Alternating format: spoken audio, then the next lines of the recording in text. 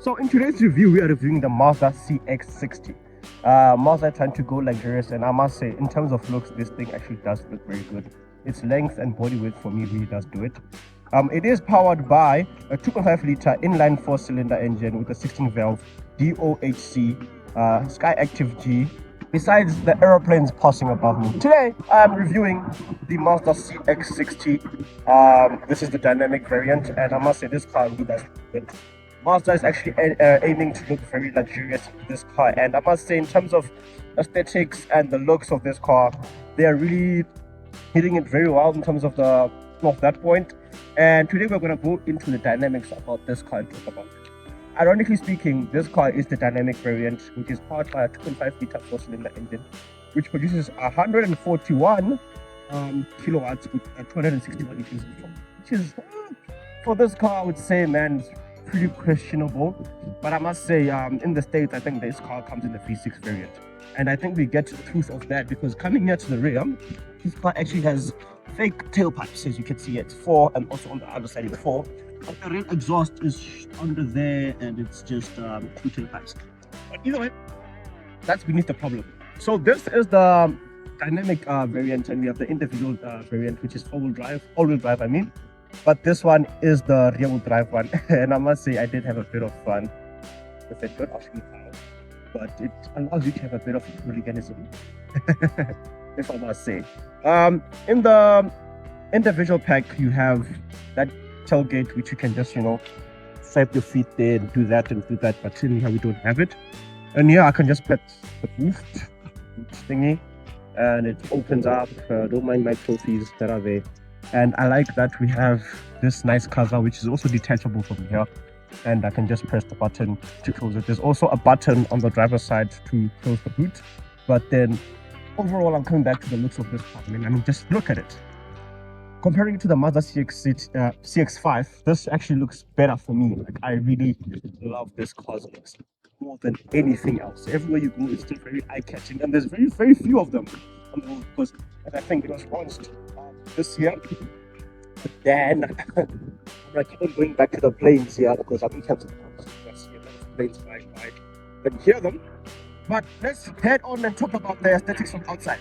So, unlike the CX-5, the CX-60's grille has been widened in terms of going down, and it's a bit bigger. As you can see, it's a bit bigger there. We have these LED daytime running lights and the arms anti-outlet as usual. You know how we're rocking.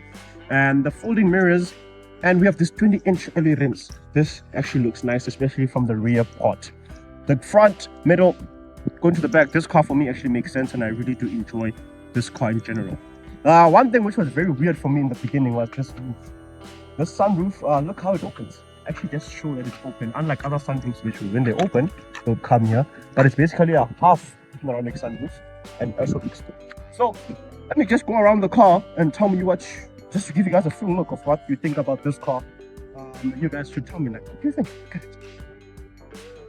So, before we go around,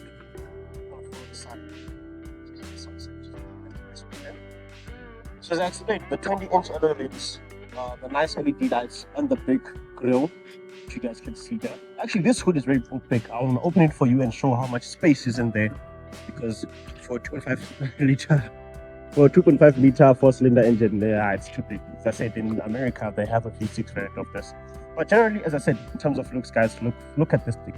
So let's hop onto the inside. So I can just give you guys a mild show. Obviously, we have keyless entry. If I do that multiple times, or when I open for my passenger, it's a problem. But if you want to open for the passenger, you can open that twice. And we have this luxurious interior. With leather, and the screen is actually a bit far away, so if you use it for touch screen, you have to use the down button. It's the gear knob. I'll show you how. So as we hop onto the inside, let me start the car for you guys as we have this nice animation that happens there. Look at that CX-60 and those warnings that you do get. Then we have wireless Apple Auto, but I think the Android Auto CarPlay, but the Android Auto is not really wireless, I think.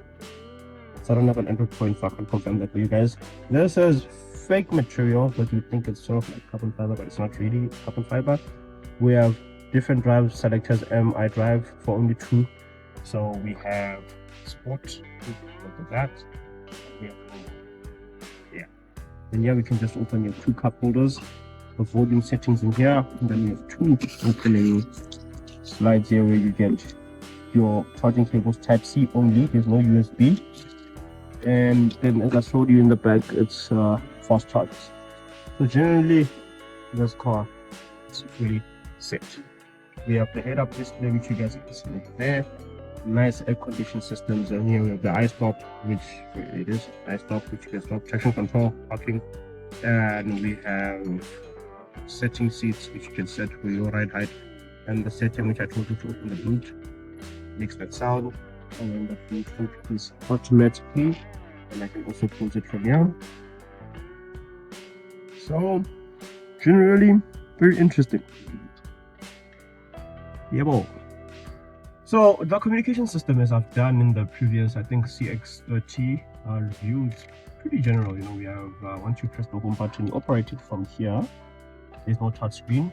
It's even a bit far away, so you don't touch it as Mazda things. It's a very distracting system for the touch screen. But you get used to working it, but sometimes you get annoyed and try and press it, and then you have to remember. So first, in the infotainment system, we have the fuel monitor, which corresponds to start. That's the energy flow. Fuel, let's see how much I've been averaging. 8.7, sometimes I've reached 6. With a constant speed of 120, that's right about what I'm getting. We just back again. We go to entertainment with all our normal things. We go to communication, it's where you get your Apple CarPlay and all that. Navigation, it has to have an SD card inserted. So the system is ready to navigate. To add navigation inside a Mazda navigation SD card, navigation card available from any expert repair as an accessory, which is a blunder for me.